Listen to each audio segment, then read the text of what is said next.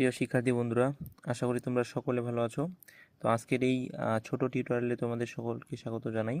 তো আজকে মূলত আমি দেখাবো যে কীভাবে আমরা খুব সহজেই অ্যান্ড্রয়েড অ্যাপ্লিকেশনের মাধ্যমে অর্থাৎ মোবাইলের মাধ্যমে HTML কোডগুলো করে তাদের আউটপুট দেখতে পারি। ঠিক আছে? তো তো প্রথমে আমরা শুরু করা যাক। তো প্রথমে আমাদের যেতে হবে প্লে স্টোরে। তো প্লে স্টোরে আমি চলে গেলাম। তো তোমাদের মোবাইল থেকে তোমরা প্লে স্টোরে চলে যাবা, তারপরে সার্চ দিবা যে ট্রেভ এডিট। ঠিক আছে, TREB এডিট এই যে চলে আসছে। তো এটা আমি সার্চ দিলাম। সার্চ দেওয়ার পরে এই যে আমাদের ট্রেভ এডিট যেটা আসে এটা ইনস্টল করতে হবে। তো অ্যাকচুয়ালি এটা ইনস্টল হচ্ছে।